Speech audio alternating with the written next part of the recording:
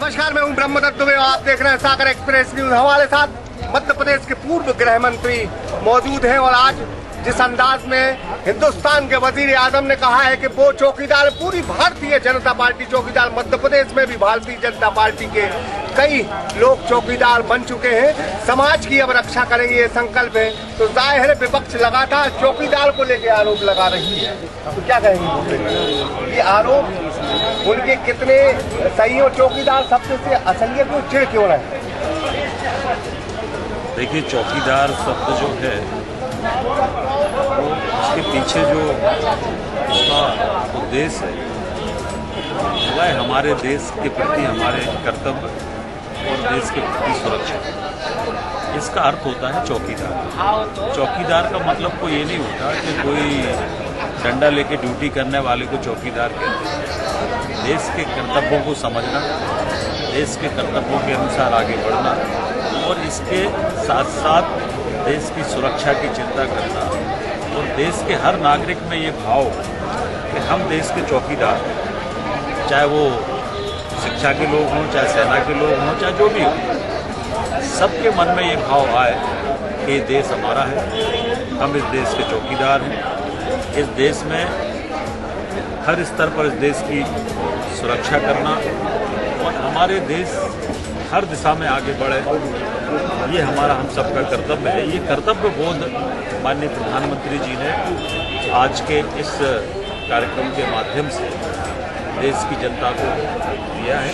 ये अभिनय कार्यक्रम है और इस समय जो एक देश में, पूरे भारत देश में एक जो राष्ट्रीयता का भाव देश के जनता के बीच में आया है, ये इस बात को प्रमाणित करता है कि हमारे पूर्वजों ने ये जो कहा है कि 21वीं सदी में भारत विश्व गुरु होगा, हम भारत को विश्व गुरु बनाने की दिशा में आगे बढ़ रहे हैं। आने वाले समय में दुनिया का सबसे शक्तिशाली देश भारत होगा। भाई, जब लोकसभा चुनाव में सागर और खजुराहो में बड़ी लीड मिलती है, तो कहीं ना कहीं टर्निंग पॉइंट आप हैं।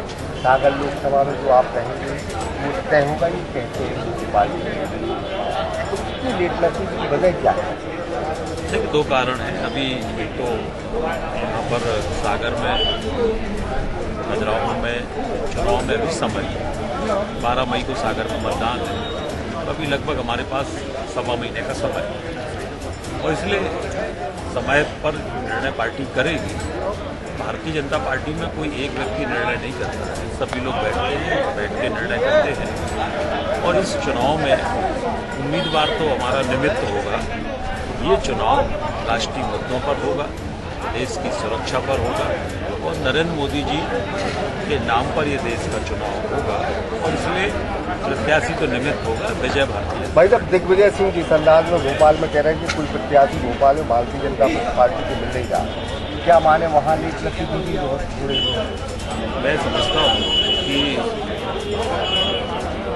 भोपाल जो लोकसभा सीट है वहाँ पर अगर किसी सामान्य कार्यकर्ता को भी पार्टी खड़ा करेगी तो वहाँ कम से कम 2 लाख मतों से भारतीय जनता पार्टी की विजय होगी। ये बात दिग्विजय सिंह भी जानते हो, कांग्रेस भी। तो कोई यहाँ से भारतीय जनता पार्टी अगर भोपाल से कोई सामान्य कार्यकर्ता को भी चुनाव में लड़ाती है तो जाहिर है वो दिग्विजय सिंह को हराने में सक्षम है। ये कहना है पूर्व गृह मंत्री भूपेंद्र जी का। कुल लिहाज से भारतीय जनता पार्टी में ये जो चौकीदार का जो स्लोगन है, तो पूरे जो जितने कार्यकर्ता हैं वो चौकीदार के भेष में हैं। तो कुल लिहाज से जब देश के वजीर आजम चौकीदार बने तो जाहिर है उनका कार्यकर्ता भी अब यहाँ का चौकीदार। ब्रह्मदत्त दुबे, सागर एक्सप्रेस न्यूज, सागर। एक्सप्रेस न्यूज की वीडियो अगर आप YouTube पे देख रहे हैं तो उसे सब्सक्राइब कीजिए और अगर यही वीडियो आप Facebook पे देख रहे हैं तो उन्हें लाइक कीजिए और